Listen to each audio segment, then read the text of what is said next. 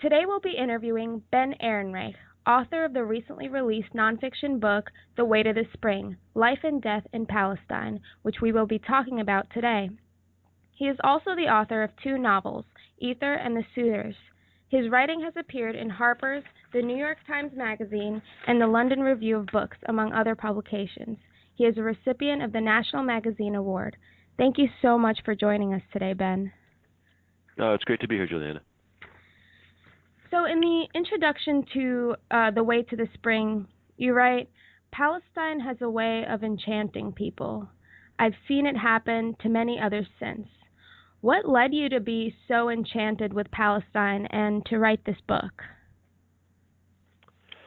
I think the first thing, and this may be before the actual enchantment started, was when I went there the first time as a journalist in 2011. I think I had read as much as I could read. I was as well informed, I think, about the occupation and the conflict as it was possible to be, from the U.S. And I got there and just couldn't believe a lot of what I was seeing, both in terms of the brutalization of the landscape, and I mean that very literally. The checkpoints everywhere, the wall crawling across the hills, the settlements in some parts of the West Bank. It feels like every other hilltop is topped with an Israeli settlement, which of course have perimeter fencing and razor wire around them, and usually have an Israeli military base on the next hilltop over, and of course the presence of soldiers on the ground. And I was equally struck by just the fact that there are things happening all the time. Even if you're reading a lot from the U.S., most of the time, what makes the news here, particularly in the mainstream news, is when something happens to Israelis, if there's some kind of violence that Israelis suffer. But being there, it seemed like everywhere I went, something was happening to Palestinians. Sometimes I sought things out. I went to a demonstration, and that then wasn't particularly surprised when it was very violently suppressed by the Israeli forces. But other times I would just happen to be somewhere and happen across settlers in the middle of a land takeover. And day after day, everywhere I went, I kind of couldn't escape the daily dramas of the occupation. And so certainly as a journalist, that was all quite fascinating. So I think one of the things that drew me back, and I think that draws a lot of people back, is a real sense of moral clarity. It was as complicated as the situation may seem from across the ocean and across the Mediterranean. There, things don't seem that complicated. There are complicated histories involved, there are complicated politics involved, but the power relationship and the power differential between the two sides is absolutely, breathtakingly clear. So the title of your new book, The Way to the Spring, refers to a spring in Nabi Salah, a small village in the West Bank. You document the villagers' struggle against the encroaching Israeli settlement of Halamish. Can you describe your experience there? Were you an active participant in the struggle, and did you fear for your life or safety? No, I was a journalist, so I was always there to observe and see what was happening. The first time I went was on that first trip in March of 2011, when the demonstrations were still fairly new at that point, less than a year and a half old. And what I found fascinating about Nabi Salah, and that drew me to go back there a year later and then to keep going back, was Nabi Salah has been having weekly demonstrations against the occupation since December of 2009, and the way it works is everyone gathers in the center of the village and tries to march down to a spring that the settlers from Halamish have confiscated. And they almost never make it there. To my knowledge, only on one Friday did they make it to the spring. I was lucky to be there on that day. But for the most part, as soon as they turn the bend onto the main road, the Israeli army begins firing tear gas canisters at them, and usually also fire not rubber bullets, but rubber-coated steel bullets, which are unpleasant things, and sometimes often live fire as well. And what this means is that many people from Nabi Saleh have been injured. Many, if not most, have been arrested at one point or another. Some have served fairly lengthy terms in Israeli military prisons. Two of the young men in the village have been killed by the Israeli army, which is a very big deal in a village of 600 people. And what really struck me, when I first started going there, no one had yet been killed. But what struck me was, and on top of what happens on the demonstration days, the soldiers are constantly coming into the village, doing night raids, arresting people, searching homes, trashing homes, and frequently open a checkpoint at the village, preventing people from coming and going. And what struck me was that all they had to do to stop this, to simply suffer the kind of baseline humiliation that all other Palestinians in the West Bank suffer, was stop these demonstrations, which they clearly were not going to win.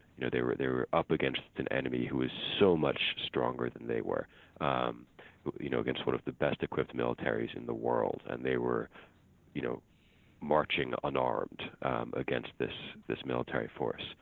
And they didn't stop. They kept going, and they kept piling up losses, and they kept going. And I think that's what fascinated me most, that these people were so determined, and to try to figure out what it meant, what motivated that kind of resistance, how they kept going, what it did to them, how it changed them. These were the questions that made me keep going back and made me, interested in staying there in the long term. And that theme certainly comes out in your book in a very powerful way. You were there as a journalist, and in your book you make it clear that as a journalist you do not aspire to objectivity. In fact, you write, "I don't believe it to be a virtue or even a possibility. Insistence on objectivity is always directed against someone." Talk a little bit about why objectivity is not a possibility for a journalist, especially in Palestine. I was really happy. I did an event in Berkeley, California, a few weeks ago, and was in conversation with Ed Wasserman, the head of the University of California, Berkeley Journalism School, who said that they don't bother teaching journalism.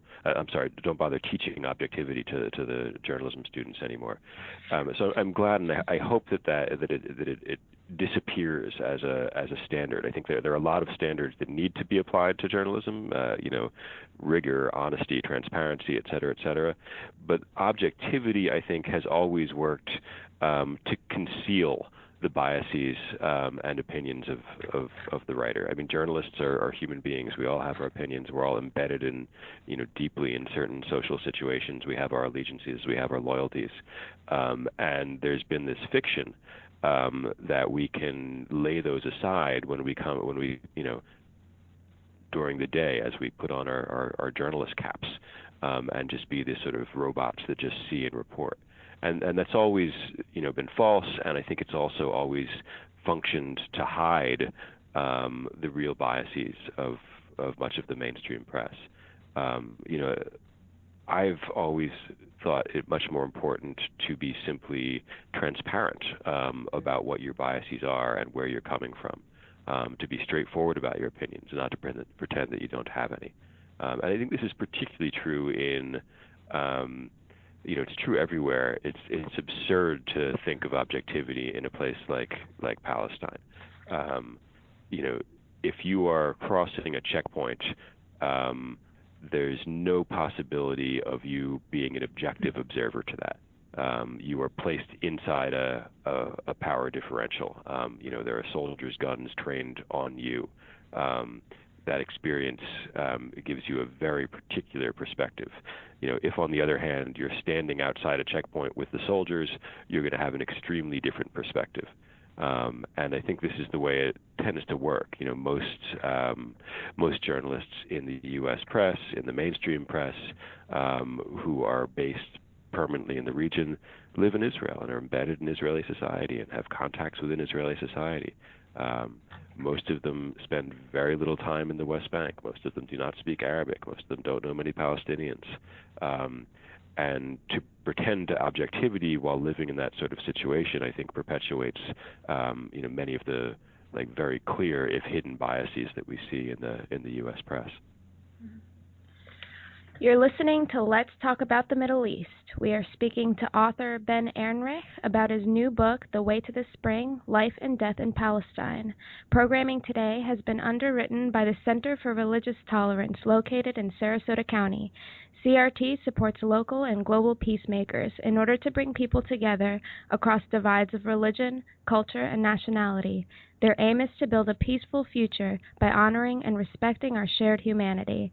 Find out about the initiatives they have supported in Israel and Palestine, Kenya, Honduras, the United States by visiting c-r-t.org. The Center for Religious Tolerance believes that religion can be a force for peace. Ben, you described first hearing about the struggle in Nabi Saleh from a man named Bassem Tamimi, a longtime activist against Israeli occupation. And you quote Bassem saying that taking back the spring that had been stolen by the settlers had never been the goal, and that the spring is the face of the occupation. Can you talk a little bit more about what the spring represents to the people of Nabi Saleh? Yeah, he always made it clear that even if the settlers said, okay, sorry, we made a mistake, we shouldn't have taken that land from you, we shouldn't have taken that spring from you, you can have it back, that they wouldn't stop fighting, they wouldn't stop marching. That what they were trying to do was to bring attention to all of the ways in which the occupation is unjust, and that they had no intention to stop until they'd accomplished that goal. Which is a pretty heavy goal to take on, a pretty enormous task for a very small village to set themselves. So he said that the spring was the face of the occupation, but that meant that what they were really marching against was the checkpoints, the wall, the prisons, the arbitrary arrests, the killings, the permit system, the endless and complicated ways in which the occupation curtails as I think I put it in the book, the possibilities and frequently the duration of Palestinian lives. So The Way to the Spring describes in pretty vivid detail the violence perpetrated by the IDF and Border Patrol. However, you mention in your introduction that you see it as a work of optimism. Can you talk about why that is? Yeah, it's not a work of optimism in the sense that everything's going to be just fine and this conflict is going to end momentarily and we'll all live happily ever after. I think it's a very different kind of optimism because I think at the moment things are as bad as they've ever been. They're probably worse than they were certainly they're worse than they were when I wrote that introduction.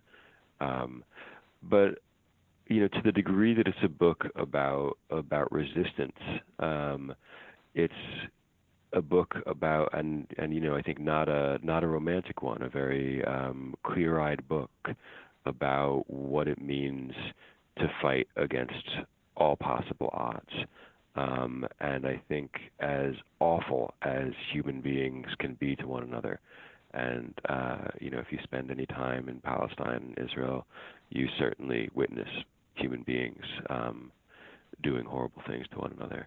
But as much as that's true, there is something that does give me hope, which is this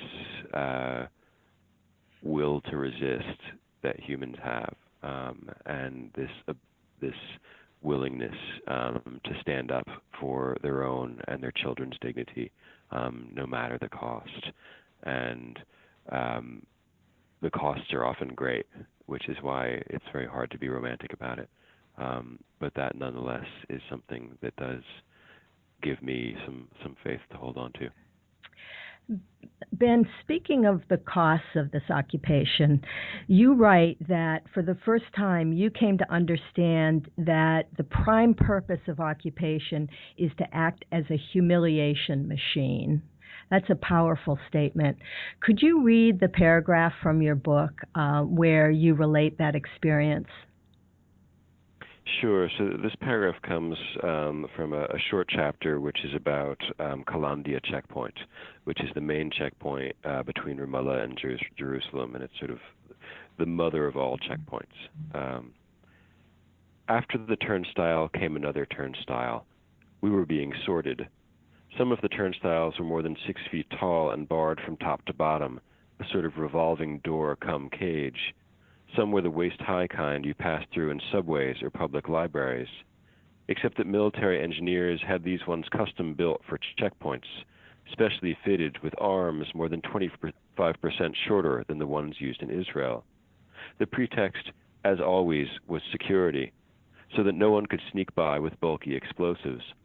But the turnstile served another function as well, a more important one, and it was standing between them in that dank longitudinal smell, pressed against the people in front of me and behind me, smelling the smoke of their cigarettes and the anxiety and irritation in their sweat and their breath, that I understood for the first time that in its daily functioning, the prime purpose of the occupation was not to take land or push people from their homes.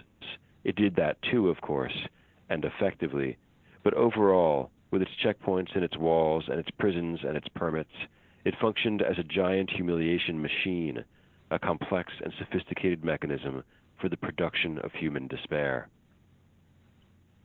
Wow.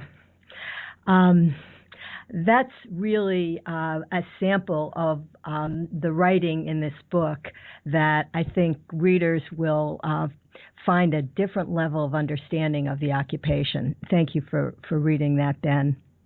To close, we want to go to a slightly different topic and ask you, based on your experiences both in the occupied territories and in Israel, what thoughts do you have about the possibility of a one-state solution? It's being talked about a lot now, but some people think it's really not feasible. What would it have to look like to be successful, in your opinion? And what are the major barriers? I'm hesitant to sort of lay out hypothetical solutions. I think there's a long history of Americans trying to figure out how to solve other people's problems that don't work out very well. But there are very obvious obstacles to a one-state solution, such as the enormous tension, mistrust, even hatred between Israeli and Palestinian populations. But I think as difficult as those would be to overcome, the two-state solution faces problems that are equally difficult. If you spend any time in the West Bank and you see the degree to which the settlements are embedded in the land, now more than 500,000 settlers in the West Bank and East Jerusalem, it's almost impossible to think about them pulling out. The pull-out of settlements from Gaza was a absolutely tiny number by comparison, and in the current Israeli political climate, it's unimaginable for any Israeli politician to talk about withdrawing the settlements from the West Bank. So I think as impractical as a one-state solution may be, the two-state solution is no more practical. In terms of obstacles to it, I think the deepest obstacle that I see to any of these solutions right now is this unquestioning U.S. support for Israel, which comes in the form of the U.S. shielding Israel from any kind of criticism in international bodies like the U.S., and most importantly, it comes in the form of money. At the moment, $3.1 billion of military aid every year, which is more than the U.S. gives to any other country, and it's more than the U.S. has ever given to any other country. And this number is almost certainly going to rise. Netanyahu is negotiating it upward and hoping to get it up to $5 billion a year. And no matter what Israel does, no matter how much international censure Israel comes under, this money keeps flowing. And it's very clear to me, and I think to a lot of people, that as long as Israel has this absolutely unquestioning protection from the U.S. and this,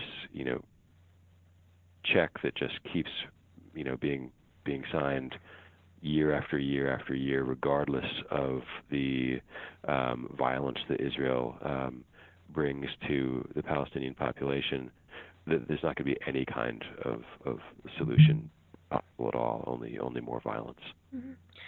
Ben, before we close, I do want to ask a question about something you'd mentioned earlier, which is that the people of Nabi Saleh, you said even though they, know that this is a very hard battle to win, almost impossible, their persistence is still strong. Could you give us some insight on what keeps them going, keep marching, keep protesting, even though they know there's very little chance of winning? Sure, and I should say that things really have slowed down there. Many fewer people are taking part in the demonstrations than used to, and I think that's really to be expected. It's been at this point nearly 7 years, and they have, I think, accomplished a great deal in that time in terms of raising the world's awareness as to what goes on there. But I think it's difficult and kind of hard to imagine from a distance what keeps people going. I think people can be filled with despair and keep going at the same time. I think often it's the fact that once they've started, in front of their children, in front of their neighbors, in front of everyone, they feel that they have to keep going because they have put themselves forward as an example of a certain kind of resistance, and they don't want to back down from that. Thank you. We've been listening to Ben Ehrenreich, author of The Way to the Spring, Life and Death in Palestine. Thank you so much for joining us today, Ben. Thank you. It's been a pleasure. Oh, thank you. Is there a way for listeners to reach you or learn more about your work? Yeah, I have a website, which is just www.benehrenreich.net. Great.